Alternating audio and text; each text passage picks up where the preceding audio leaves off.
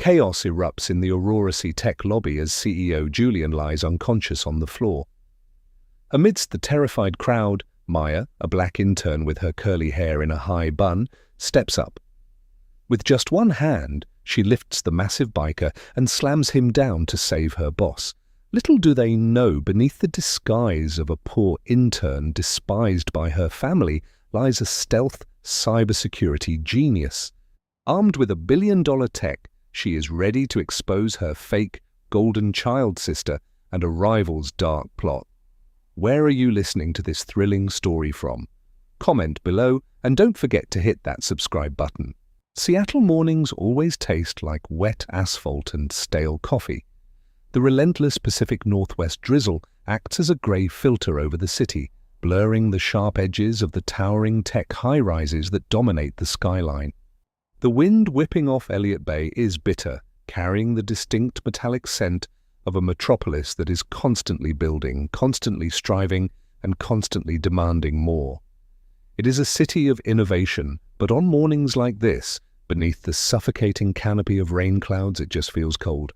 My name is Maya Evans. I am 23 years old, an intern at a multi-billion-dollar tech conglomerate, and a woman who learned very early that blood does not equate to loyalty. As I sat near the back of the crowded, damp 7 a.m. city bus, clutching a lukewarm cup of drip coffee, my phone buzzed in my pocket. I did not need to look at the screen to know who it was. It was the family group chat.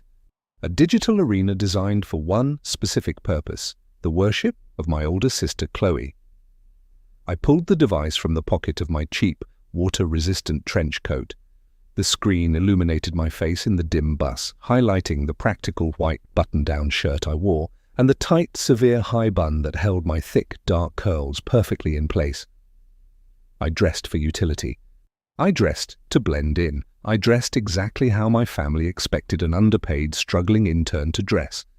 The first message was from my mother, a woman who spent her entire adult life curating an image of wealthy, suburban perfection she could not actually afford.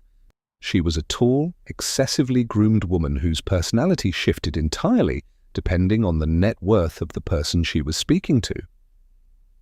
She had uploaded a photo of Chloe posing next to a brand new pearl-white Tesla. Chloe was my parents' ultimate investment. She was the golden child. Even in a grainy text message photo, her superficial polish was evident.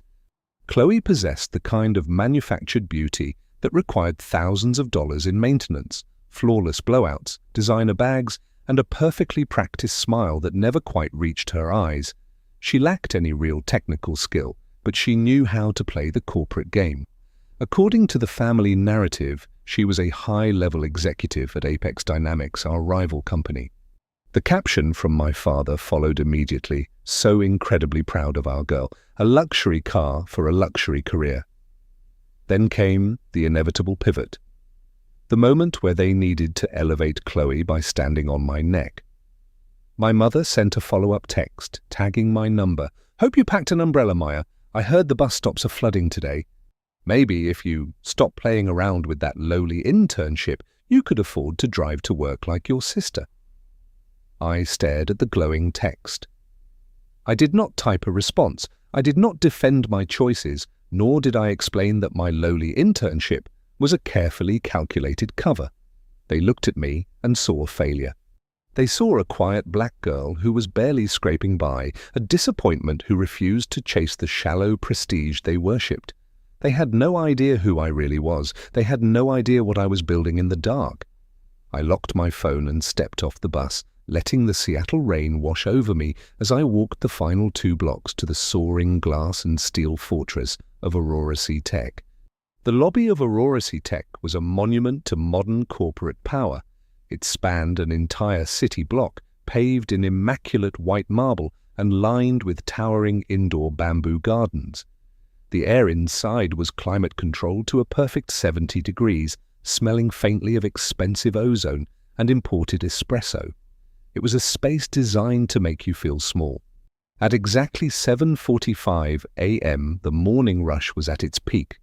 Hundreds of employees milled about, swiping security badges and clutching briefcases. I stood near the edge of the central fountain, adjusting the collar of my white shirt, waiting for my clearance badge to update. That was when Julian Vance walked through the revolving doors. Julian was the CEO of Aurora Tech. At 30 years old, he was an industry anomaly. He was tall, lean, and possessed a restless, kinetic energy. Unlike the stiff, aging billionaires of Silicon Valley, Julian dressed with a sharp, accessible edge, a tailored charcoal suit, no tie, the collar of his dress shirt left unbuttoned. He had piercing, perceptive eyes that seemed to constantly process data. He was a man who demanded excellence, but he was fair. He had built this empire on meritocracy, not nepotism. Julian was walking briskly toward the private executive elevators, flanked by his usual morning entourage of assistants reading off digital tablets. The lobby parted for him naturally, a sea of respect clearing his path. Then the polished rhythm of the morning shattered. He did not come through the revolving doors. He came from the side entrance, moving with terrifying, silent speed. He was a towering, hulking figure dressed entirely in reinforced black leather motorcycle gear. A heavy, opaque black helmet concealed his face entirely. He looked less like a human being and more like a blunt instrument of kinetic violence. He reeked of wet asphalt and pure, unfiltered aggression. The biker bypassed the security turnstiles by violently shoving an aging, heavy-set security guard named Frank into the glass barrier. Frank crumpled instantly, gasping for air. The lobby erupted into screams. Hundreds of highly educated, highly paid tech professionals scattered like prey. The instinct for self-preservation took over, leaving a wide, empty circle in the center of the marble floor. No one stepped forward. No one intervened. The biker charged straight for Julian. Julian turned, his sharp eyes widening in surprise. He dropped his briefcase and raised his arms to defend himself, but he was a software engineer, not a street fighter. The biker lunged, delivering a brutal, sweeping blow to Julian's chest. The impact sounded like a cracking whip. Julian was thrown backward, his tailored suit sliding across the unforgiving marble. He hit the ground hard, his head bouncing against the stone. He lay there, stunned and gasping, entirely defenseless. The biker stepped over him, reaching into his leather jacket. The crowd shrieked, pressing themselves against the far walls. The remaining security guards were paralyzed, their hands hovering over their radios, too terrified of the massive intruder to close the distance. I did not freeze. I did not scream. My family thought my quiet nature was a symptom of weakness. They thought my isolation was a sign of defeat. What they did not understand was that when you are constantly belittled, constantly manipulated, and constantly pushed into a corner, you have two choices: you break or you weaponize your silence. I had spent the last 5 years mastering Krav Maga. I spent my evenings in a brutal, concrete basement gym, learning how to dismantle threats twice my size. I learned it because I refused to ever feel powerless again. I dropped my damp trench coat onto the floor. I stepped out of the crowd. The biker was leaning over Julian, his gloved hand pulling something metallic from his jacket. He never saw me coming. I moved with absolute, silent precision. My white button-down shirt stark against the dark chaos of the lobby. I closed the gap in 3 rapid strides. Krav Maga is not about matching strength with strength. It is about exploiting physics, leveraging momentum, and striking with uncompromising ruthlessness. As the biker braced his weight to loom over Julian, I struck. I targeted the vulnerable joint at the back of his knee with a brutal, driving kick. His leg buckled instantly with a sickening crunch. As his towering frame pitched backward, off balance, I stepped into his center of gravity. I grabbed the heavy, reinforced collar of his leather jacket with my right hand. I did not need 2 hands. I used his own massive, falling weight against him. With a sharp, violent pivot of my hips, I pulled down while driving my shoulder upward, utilizing a perfect fulcrum of leverage. The massive biker was lifted entirely off his feet. He hung in the air for a fraction of a second, suspended by a single hand grasping his collar, before I slammed him down onto the marble floor with bone-rattling force. The impact echoed through the cavernous lobby. Before he could even process the shock of the throw, I dropped my knee directly onto his sternum, pinning him to the ground. I grabbed his right wrist, twisting it into a severe, agonizing joint lock. He let out a muffled groan of pain from behind his dark visor, his massive frame completely immobilized by a 23-year-old intern. The lobby was dead silent. The only sound was the frantic, heavy breathing of the crowd and the steady hum of the indoor fountain. I kept my eyes locked on the biker's visor, my grip unyielding. "Stay down," I whispered, my voice cold and dangerously calm. He did not move.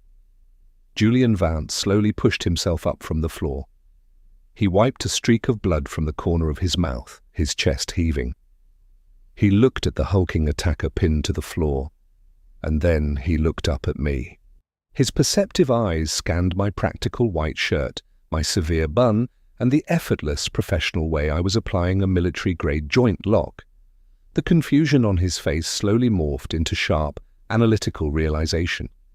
As Julian staggered to his feet, his foot brushed against something on the marble. When I slammed the biker onto the floor, an object had dislodged from the attacker's pocket. It was not a weapon. It was a small, heavy piece of matte black metal, a highly customized, heavily encrypted USB drive. Julian stared at the drive. The air in the room seemed to shift. A random, violent mugger does not carry corporate-grade encrypted hardware. A random thug does not bypass a dozen wealthy executives to specifically target the CEO of a multi-billion-dollar tech firm. Julian slowly bent down and picked up the USB drive. He slipped it quietly into the inner pocket of his charcoal suit jacket, concealing it from the approaching security guards who had finally found their courage. He looked back at me, his eyes locking onto mine with intense, unreadable gravity. He did not say thank you. He did not ask if I was okay. He simply stared at me, realizing that the quiet black intern with the curly hair had just thwarted a highly coordinated, targeted corporate hit. The wail of police sirens began to echo in the distance, cutting through the rainy Seattle morning. The game had officially started, and the family who thought I was a failure had no idea that I was already holding all the cards. The executive suite on the top floor of Aurora Tech was a sanctuary of soundproof glass and minimalist steel, far removed from the chaotic aftermath in the lobby. I stood silently near the doorway, still wearing my practical white button-down shirt, watching Julian Vance stare out at the rain-slicked Seattle skyline. He had summoned me immediately after the police hauled the shattered biker away. Sitting nervously across from Julian was Marcus Thorne, the director of IT. Marcus was a portly man in his late 50s with a receding hairline, a perpetually sweaty brow, and thick wire-rimmed glasses that he constantly pushed up his nose. He was an old-school technician, a man who survived corporate purges by strictly following protocols rather than possessing any actual genius. Marcus was visibly shaking as he pointed to a silver laptop on Julian's desk. Inserted into the side of the machine was the matte black USB drive the biker had dropped. "Mr. Vance, we have run every decryption protocol we possess," Marcus stammered, wiping his forehead with a crumpled tissue. "The architecture on this drive is anomalous. It is wrapped in a polymorphic encryption shell that rewrites its own keys every 3 seconds. If we attempt to brute force it again, the drive is programmed to wipe itself completely." "My entire department is locked out." Julian did not yell. He simply waved a dismissive hand, instructing Marcus to leave the hardware and exit the room. As the heavy glass door clicked shut behind the sweating IT director, Julian turned his piercing gaze to me. He leaned against his mahogany desk, studying me with the intense calculation of a man trying to solve a complex algorithm. "You are not just a marketing intern, Maya," Julian said, his voice low and direct. "An intern does not possess the situational awareness to neutralize a 200-pound corporate hitman, and an intern certainly does not look at a polymorphic encrypted drive without showing a single trace of confusion." He crossed his arms. "I need people around me who can see the board before the pieces move. Effective immediately, you are promoted to senior project assistant, you report directly to me, and you do not leave my side." I accepted the promotion with a single, professional nod. What Julian did not know was that 5 minutes before Marcus entered the office, while the IT department was frantically running their diagnostic tools on the open network, I had quietly accessed a secondary terminal. In less than 40 seconds, I had bypassed their firewall and created a mirror image of the USB's encrypted hex dump, sending it directly to my personal hidden server. That evening, I was forced to trade the high-stakes environment of Aurora Tech for a far more toxic battlefield, a family dinner. The bus ride to the affluent Seattle suburbs took over an hour. My parents lived in a sprawling, faux colonial McMansion at the end of a manicured cul-de-sac. It looked like a portrait of the American dream, but it was a hollow shell. My father, Richard Evans, greeted me at the door, wearing a forced, practiced smile and an expensive, albeit slightly outdated Armani suit. He was a tall man whose greying hair was styled to project an image of old money, though his underlying anxiety over his mounting debts constantly betrayed him. Beside him was my mother Valerie, sharp-featured and draped in heavy pearl necklaces that she had undoubtedly purchased on a high-interest credit card. They led me into the formal dining room where Chloe was already seated. Chloe, my older sister, was the undisputed golden child. She sat at the head of the table, sipping imported sparkling water, radiating an aura of unearned superiority. She wore a silk Prada blouse and sported a flawless, expensive blowout. Her manicured nails tapped rhythmically against the crystal glass as she looked me up and down, her lips curling into a condescending smirk at my damp trench coat. The dinner was catered, an extravagant display of wealth they could not afford. The conversation immediately centered around Chloe's supposed brilliance. Chloe is preparing to launch a revolutionary AI project at Apex Dynamics next month, my father announced proudly, raising his wine glass. It is going to change the entire landscape of the tech industry. She is practically running the executive board over there. Chloe smiled modestly, a sickeningly sweet expression. "It is a lot of pressure, Daddy, but the gala launch event is going to be the networking event of the decade." Then, the trap snapped shut. My mother turned her sharp gaze to me. "Since your sister is managing such high-level operations, she needs to delegate the minor, tedious tasks. We have decided that you will build the official website for the Apex Gala. You will also set up their digital RSVP system and manage the event's cybersecurity." Chloe took a sip of her water. "Consider it a favor, Maya. Since you just play around on computers all day at that little internship, this is the least you can do for the family." They were demanding tens of thousands of dollars worth of custom digital architecture and server hosting for free, simply to prop up Chloe's illusion of competence. I looked at the three of them, recognizing the desperation hiding behind their arrogance. I set my fork down. "No," I said, my voice perfectly calm. The dining room fell into a dead, suffocating silence. The polite veneer shattered instantly. My father slammed his fist onto the mahogany table, making the crystal glasses rattle. His face turned a dark shade of crimson. "Excuse me," he roared, the veins in his neck bulging. "Your sister is giving you an opportunity to actually contribute to this family, to be a part of something important, and you have the audacity to say no?" My mother sneered, dropping all pretense of maternal affection. "You are selfish, Maya. You have always been a bitter, jealous disappointment." The shouting escalated. They berated my career, my clothing, and my supposed lack of ambition. Finally, my father stood up, pointing a trembling finger at the front door. "If you refuse to support your sister's success, then you are done here. You walk out that door, and you are banned from this house. You will get no support from us when your pathetic little life falls apart. Consider yourself cut off." He expected me to cry. He expected me to beg for my place at the bottom of their hierarchy. Instead, I calmly stood up, pushed my chair in, and walked out the front door into the rainy night, feeling lighter than I had in years. The contrast between the fake wealth of my family and the concrete reality of my life was stark.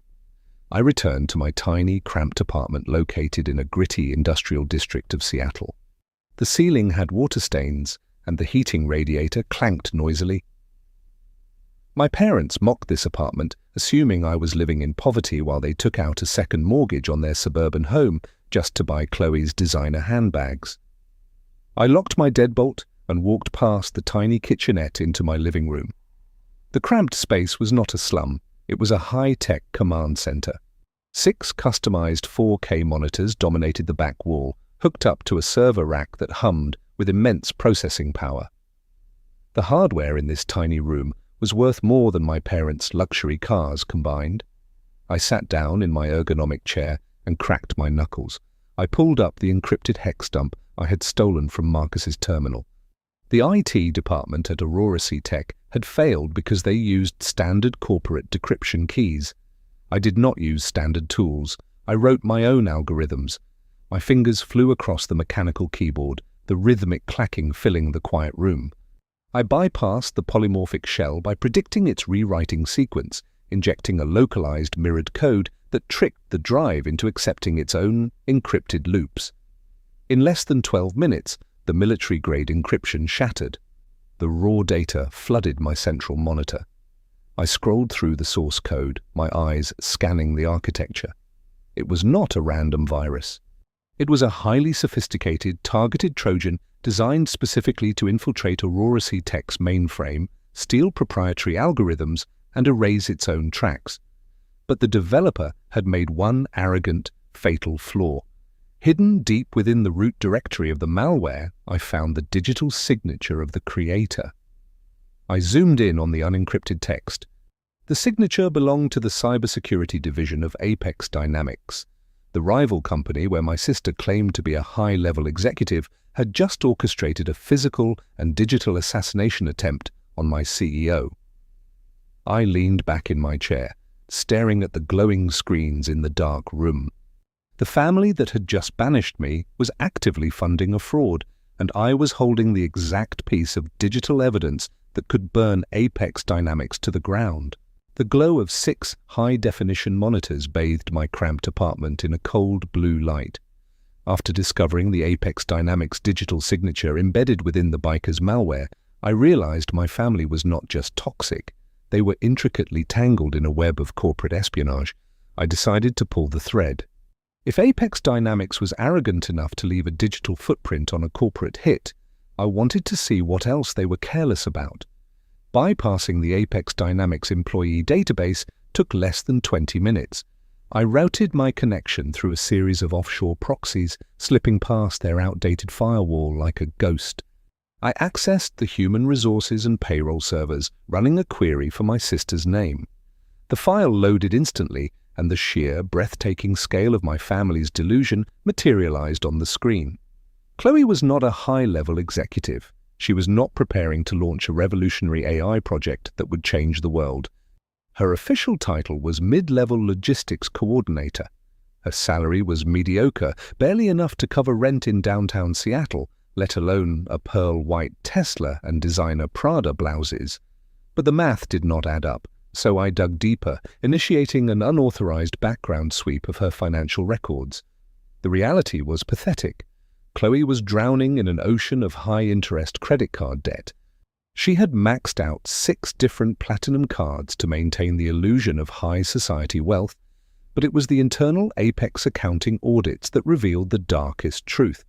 There were hidden flags on her departmental expense accounts, systematic, unauthorized transfers routed to a shell vendor.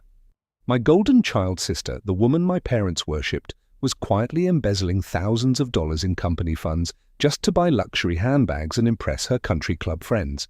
She was a petty corporate thief playing dress-up. Intrigued by the depths of the lie, I ran a cross-reference on my parents' financial profiles. Richard and Valerie Evans spent their lives looking down on my cramped apartment, boasting about their affluent suburban lifestyle. My screen revealed the brutal truth of their finances. My father had completely drained his 401k retirement accounts. He had taken out a predatory second mortgage on their faux colonial McMansion, and they were currently 60 days past due on the payments. They were not wealthy, They were entirely bankrupt. They had liquidated their entire future and risked absolute foreclosure just to cover Chloe's massive financial holes and maintain her fraudulent image. My parents had bankrupted themselves for a lie, all while demanding I work for free to support the very parasite draining their lifeblood. I leaned back in my ergonomic chair, feeling a cold, analytical amusement. The illusion was fragile and the fuse was already lit. 2 days later, the dynamic inside the executive suite at Aurora C Tech had fundamentally shifted. I was no longer an invisible intern, I was Julian Vance's most trusted confidant. The transition from boss and subordinate to tight-knit partners was seamless, forged in the fires of the lobby attack. We operated with a synchronized rhythm, communicating in shorthand and anticipating corporate maneuvers before the board of directors even saw them coming. It was 2 a.m. on a Thursday, and the Aurora C Tech headquarters was completely deserted, save for the overnight security patrols. Outside the floor-to-ceiling glass windows, the Seattle rain battered the city. Inside the dim executive suite, the only sound was the rapid, rhythmic clacking of my mechanical keyboard. I was deeply engrossed in reverse engineering the Apex malware, restructuring the code to expose their network vulnerabilities. The heavy glass door opened quietly. Julian walked in, carrying 2 steaming cups of black coffee from the private executive espresso machine. The exhaustion of running a multi-billion-dollar empire was visible in the faint shadows under his eyes, but his posture remained impeccably sharp. He walked over to my workstation and placed one of the ceramic cups quietly next to my keyboard. Before walking away, Julian paused. He stood right behind my chair, his eyes scanning the 3 monitors actively running my code. I watched his reflection in the glass. Julian was a brilliant software engineer in his own right, and he immediately recognized that what he was looking at defied logic. "Maya," he said softly, his voice echoing in the quiet room. "I have seen the work of senior developers with 2 decades of experience, and none of them write syntax like that. Your recursive loops have 0 latency. That code structure is flawless. It is architectural genius." He took a sip of his coffee, looking down at me with profound respect. "You are not just a smart kid who knows Krav Maga. Who exactly are you?" I did not flinch. I took a sip of the hot, bitter coffee, maintaining my stoic composure. "I am the person keeping your network from collapsing, Julian. That is all you need to know for now." He offered a faint, acknowledging smile, accepting the mystery.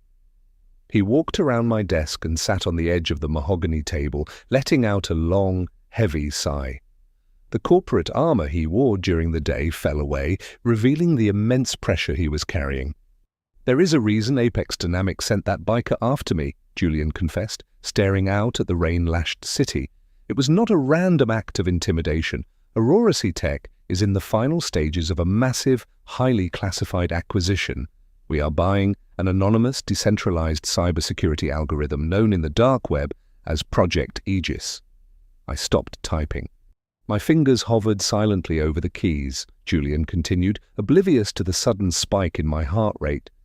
"Aegis is a ghost algorithm. It provides absolute anonymity and an impenetrable defense network. If Aurora C integrates Aegis, we will render every single piece of software Apex Dynamics sells completely obsolete overnight. It will bankrupt them." He ran a hand through his dark hair. "The creator of Aegis is a total phantom. We are negotiating the purchase through encrypted proxy brokers. Apex found out about the deal. They sent that biker to terrify me, to break my nerve, and force me to drop the acquisition so they could steal Aegis for themselves." Julian looked at me, his eyes filled with fierce determination. "But I am not backing down. We are closing the Aegis deal by the end of the month." I looked back at my CEO, holding his gaze perfectly. The sheer cinematic irony of the moment settled over me like a heavy cloak. Julian was risking his life, fighting a corporate war to purchase a multi-million-dollar phantom algorithm. He was sitting on my desk at 2 a.m., confiding his deepest corporate secrets to a 23-year-old assistant, completely unaware of the absolute truth. I did not need to negotiate through proxy brokers. I did not need to fear Apex Dynamics stealing the technology. I took another slow sip of my coffee, feeling an unshakable quiet power radiating from within. Julian was trying to buy Project Aegis, but he didn't know that Project Aegis was sitting right in front of him. I was the architect. I was the phantom. And the trap I was building for my family and Apex Dynamics was almost complete. The formal invitation arrived in my mailbox 3 days before the event, printed on heavy gold-embossed cardstock that reeked of manufactured prestige. It was the official summons to the Apex Dynamics Annual Innovation Gala, held at the sprawling Grand Ballroom of the Fairmont Olympic Hotel in downtown Seattle. Tucked behind the main invitation was a small, ivory seating card bearing my name. I was assigned to Table 22. In standard corporate event logistics, tables 1 through 10 were reserved for executives and high-value investors. Tables 11 through 20 were for mid-level management and minor sponsors. Table 22 was the overflow section. It was located in the darkest corner of the ballroom, pushed directly against the swinging metallic doors of the catering kitchen, designed specifically to seat the drapery technicians, the lighting crew, and the obligatory guests you actively wanted to hide. My family had explicitly demanded I attend to witness Chloe's supposed triumph, but they ensured I would be seated as far away from their fabricated glory as physically possible. They expected me to arrive in my cheap, water-resistant trench coat and a practical white shirt, silently eating cold appetizers while drowning in their shadow. They expected a humiliated, obedient intern. They severely miscalculated. The Seattle rain had paused for the evening, leaving the city streets glistening under the glow of street lamps as a sleek, black, chauffeured Maybach pulled up to the red carpet entrance of the Fairmont. I did not step out alone, and I certainly did not look like a lowly intern. I wore a custom-tailored emerald green silk evening gown that draped flawlessly across my silhouette. My signature dark curls were still pinned up, but styled into an elegant architectural crown. Beside me, stepping out of the luxury vehicle with effortless commanding authority, was Julian Vance. The CEO of Aurora Tech wore a razor-sharp, bespoke black tuxedo, looking every inch the Silicon Valley titan. He offered me his arm, and I took it. We were not crashing the party. Julian had been formally invited by the Apex board, a customary, albeit highly tense, industry courtesy extended to rival CEOs. I was attending as his exclusive VIP +1. As we walked through the grand foyer, surrounded by flashing press cameras and the ambient hum of classical string music, I spotted a scene unfolding near the coat check that brought a cold, analytical smile to my face. Standing behind a marble pillar, desperately trying to avoid the gaze of the passing media, was my sister, Chloe. The golden child looked entirely unraveled. Her expensive designer gown was clinging to her, damp with nervous perspiration, and her usually flawless blowout was starting to frizz. She was cornered by 2 distinctly unhappy individuals. One was a short, aggressive woman clutching a thick clipboard, the lead florist. The other was a stern, unyielding man in a grey suit, the luxury wine supplier. I did not need to hear the entire conversation to understand the context. The florist was tapping her pen aggressively against the clipboard, her voice a harsh, demanding whisper, insisting on immediate payment for the towering floral centerpieces adorning the ballroom. The wine supplier was crossing his arms, threatening to pull the vintage champagne from the ice buckets if the outstanding invoices were not settled right then and there. Chloe was visibly trembling, stammering out frantic excuses about corporate routing numbers and temporary bank holds.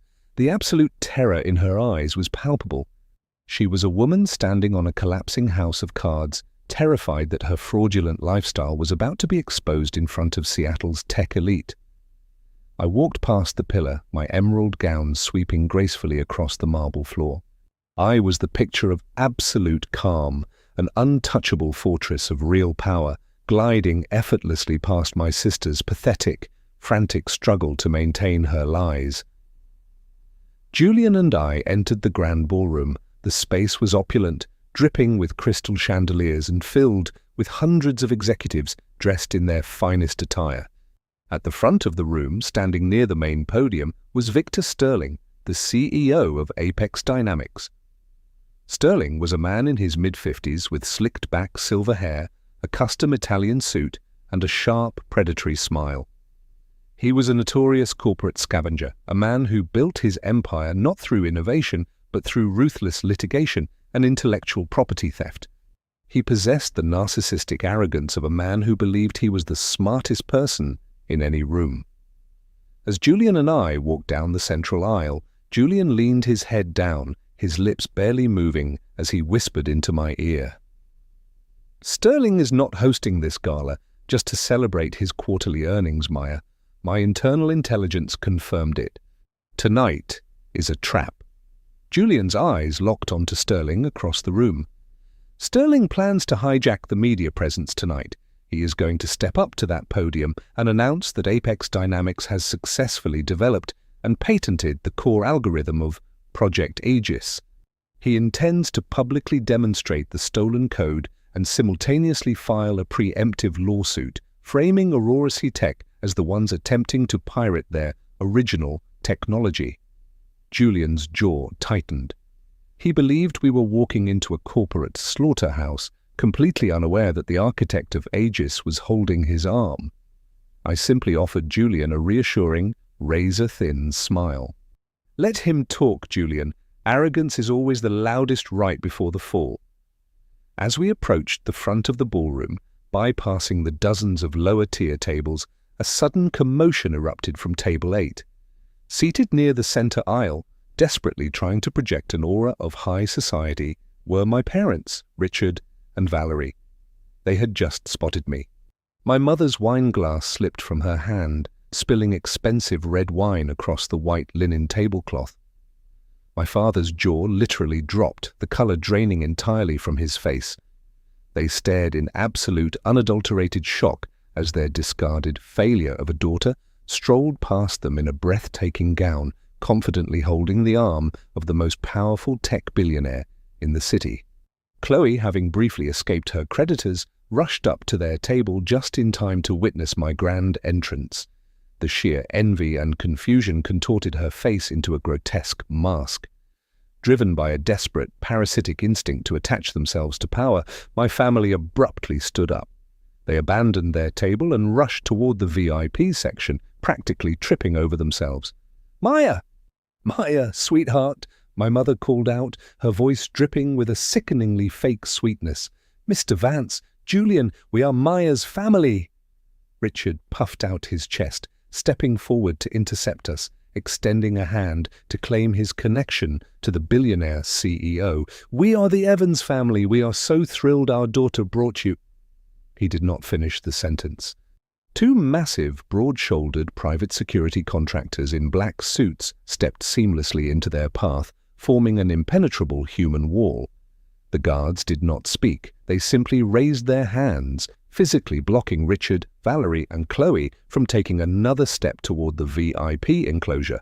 My family collided with the harsh, humiliating reality of their actual status.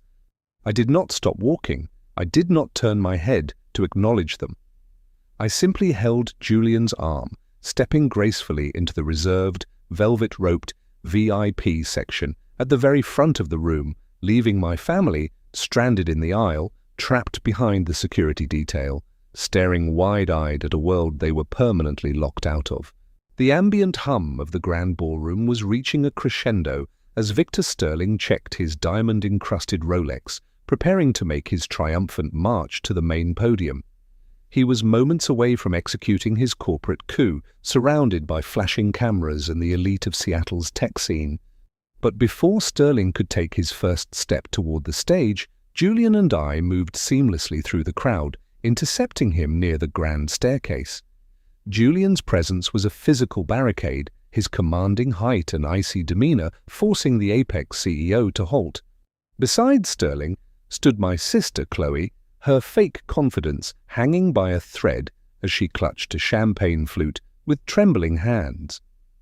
"Victor," Julian said, his voice dropping to a low, dangerous register that cut through the surrounding chatter. "Before you go up there and commit career suicide on a live broadcast, we need to have a private conversation." Now." Julian did not wait for a response. He gestured toward the private, glass-walled executive boardroom that hovered like a mezzanine overlooking the main ballroom floor. Sterling, masking a flicker of uncertainty with his usual arrogant smirk, adjusted his Italian suit jacket. "Make it quick, Vance. I have history to make," he sneered, gesturing for Chloe to follow him. In the brief confusion as the security detail parted to let the CEOs through, my parents, Richard and Valerie, managed to slip past the cordon, frantically tailing us up the carpeted stairs, desperate to remain in Chloe's orbit. The heavy glass doors of the boardroom clicked shut, instantly silencing the orchestral music from the gala below. The room was sterile, dominated by a long, polished mahogany table and a massive digital presentation screen. We stood in a tense standoff. Sterling crossed his arms, looking at Julian with absolute condescension. "If you are here to beg me not to reveal Aegis, you are too late. Apex Dynamics already possesses the core algorithm." "It is ours," Chloe, bolstered by her boss's arrogance, sneered at me. "I don't know how you tricked Mr. Vance into bringing you here, Maya, but this is a high-level executive meeting. You need to leave." Before I could speak, my father, Richard, stepped forward, his face flushed with misplaced authority. He pointed a shaking finger at me. "Maya, stop embarrassing this family." "Chloe is about to launch the most important project of her life. If your little company has some tech she needs, you will hand it over right now. You will be a good sister, you will know your place, and you will support her." Valerie nodded vigorously, her pearl necklaces clattering. "For once in your life, Maya, be useful. Give your sister what she wants so she can save her launch." They were blindly demanding I surrender $1 billion asset to a thief, perfectly illustrating the toxic delusion they had chosen to live in. I did not raise my voice. I did not show an ounce of anger. I simply opened my emerald clutch and retrieved my smartphone. "You do not possess Project Aegis, Victor," I said, my voice echoing with absolute freezing clarity in the soundproof room. Sterling scoffed, but Julian looked at me, his eyes widening slightly as the pieces began to click together in his brilliant mind. I tapped the screen of my phone, linking my device to the massive digital presentation screen on the wall. To possess Aegis, you would have to understand it, and to understand it, you would have to be its creator. The screen flared to life, displaying complex, rapidly scrolling lines of my flawless recursive code. Sterling's arrogant smirk instantly vanished, replaced by a deep, sudden confusion. Chloe took a step back, her champagne flute shaking violently. "I am the phantom architect of Project Aegis," I declared, holding Sterling's terrified gaze.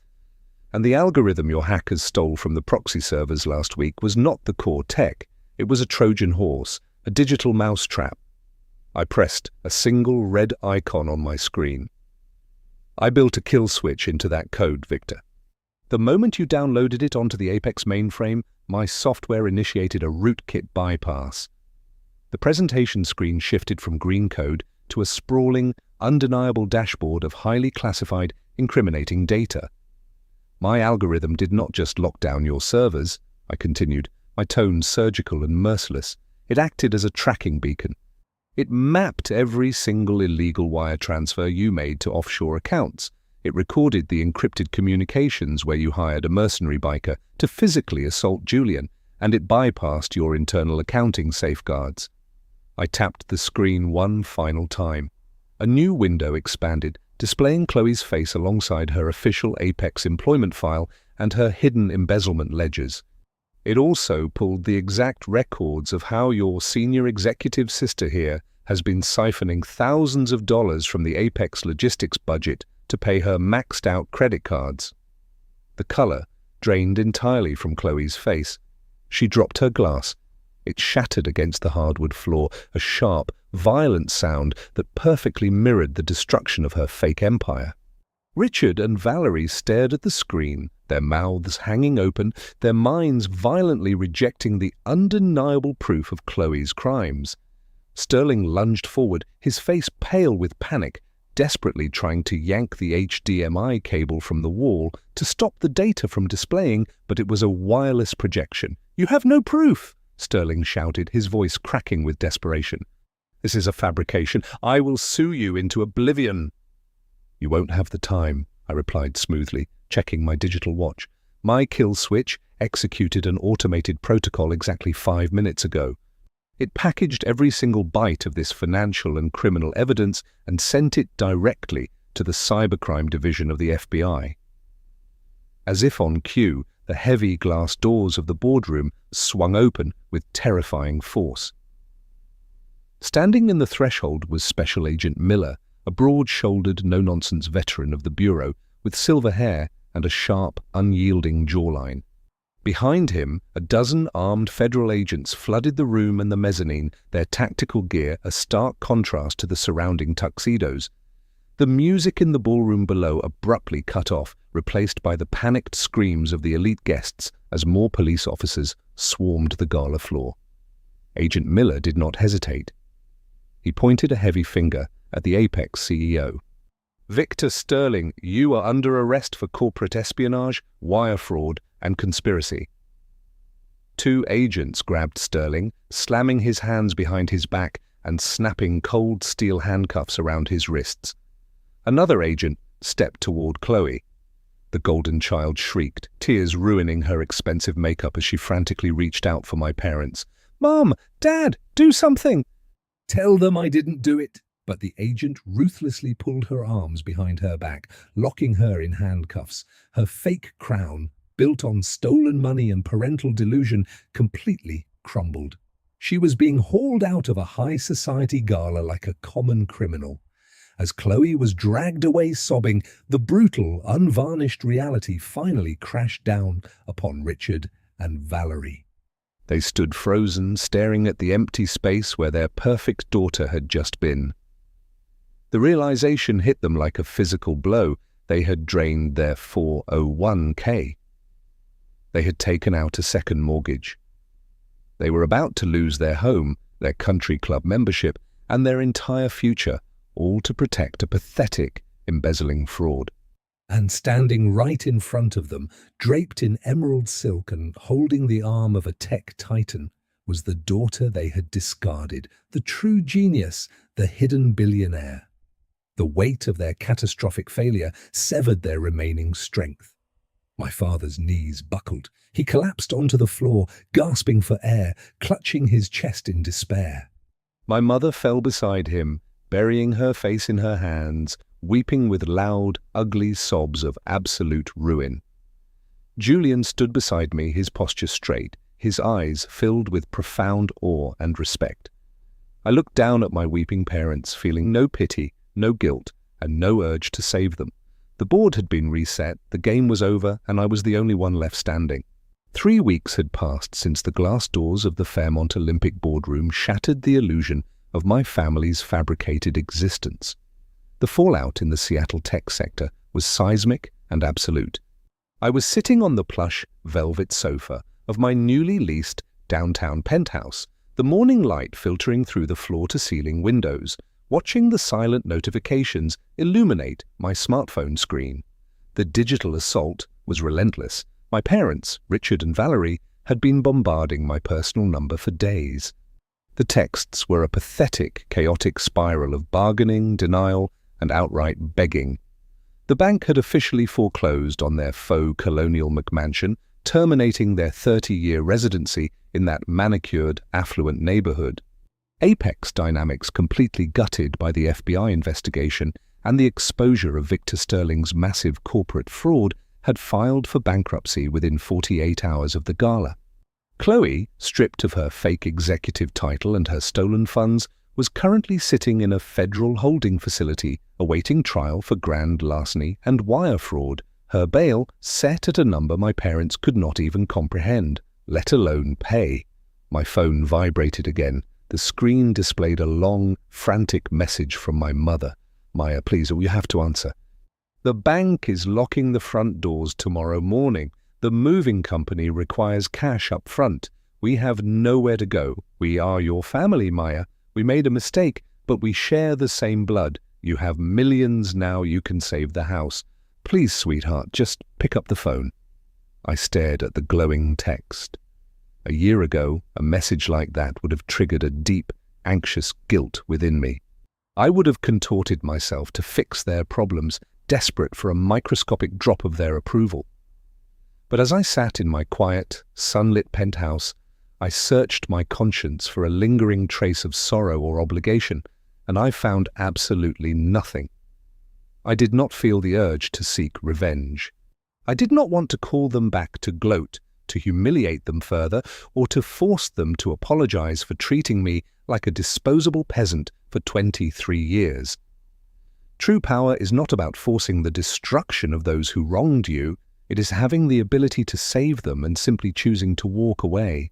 They had engineered their own downfall. They chose to build a house on a foundation of lies, high-interest loans, and the blind worship of a fraudulent golden child. I merely stopped offering my own stability as their structural support. I did not type a reply. I opened the settings menu on my phone, selected both of their contact names, and pressed block. I severed the digital connection permanently, establishing a concrete, unyielding boundary to protect my hard-earned peace. I set the phone face down on the glass coffee table, leaving them to the natural, devastating consequences of their own delusions. The silence that followed was not empty. It was the rich, fulfilling quiet of a life entirely under my own control. The integration of Project Aegis into Aurora Tech was finalized late last week.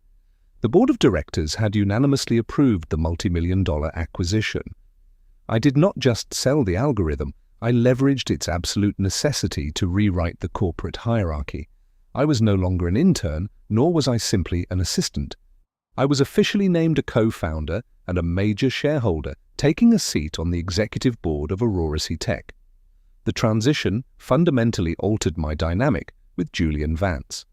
We had spent the last 3 weeks locked in his executive suite, navigating the complex legalities of the merger and dismantling the remnants of Apex Dynamics' market share. What started as a partnership forged in the adrenaline of a physical attack had blossomed into a profound, undeniable connection. Julian was a man who worshipped intellect and resilience, and he looked at me not just as a genius architect, but as an equal. Late one evening, after finalizing the final Aegis integration protocols, Julian had walked over to my side of the mahogany table. He didn't offer a handshake.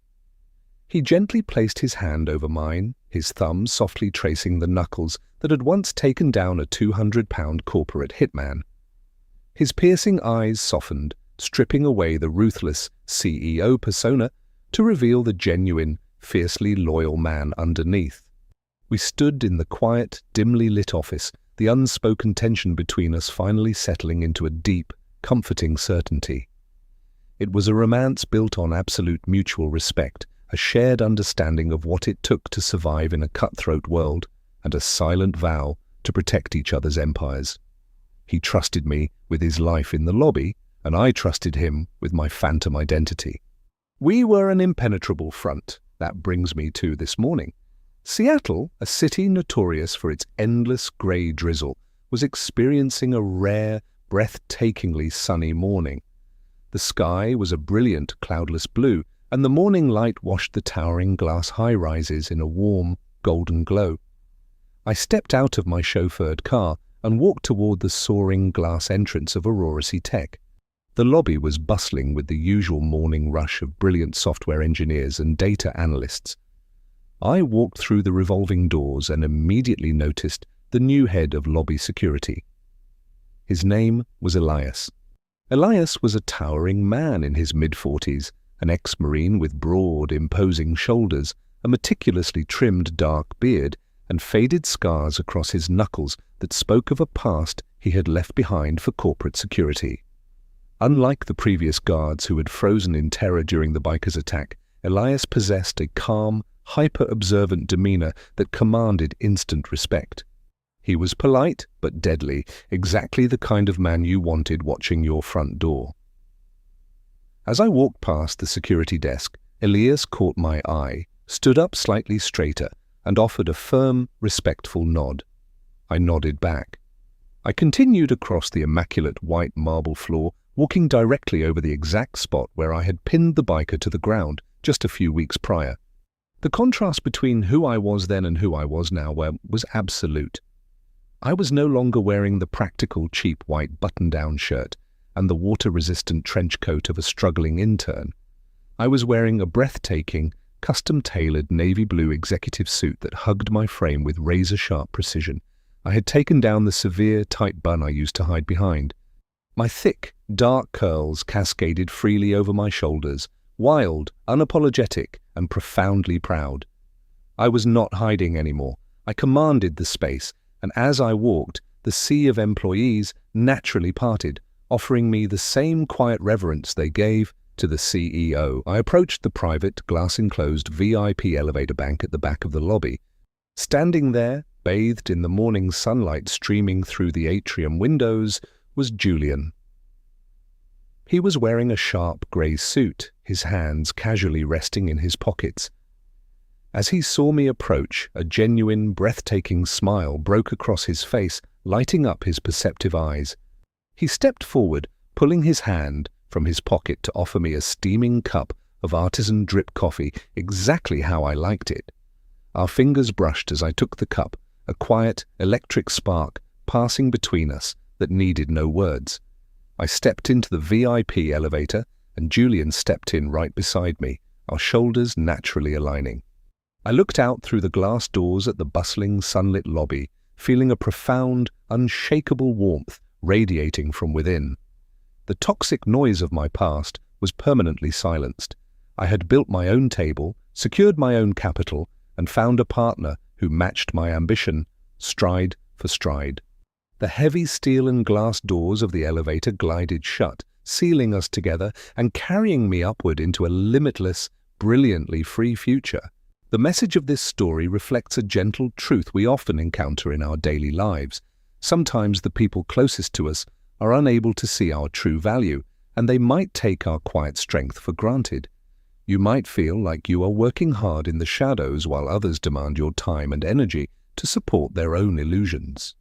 However, true worth is never defined by how loudly others praise you. It is built in the quiet moments of dedication and self-respect. You do not owe your peace of mind to those who treat you poorly, even if they are family. Setting boundaries and walking away from toxic environments is not a sign of weakness, but a courageous step toward your own bright morning. If this story touched your heart, please share it with a friend who might need a reminder of their own hidden strength. We would love to hear your thoughts, so please leave a comment and subscribe to our channel for more inspiring journeys. May God bless every single one of you and guide you toward a life filled with genuine love and endless freedom. If you believe in protecting your peace and trusting the beautiful future God has planned for you, please type Amen in the comments.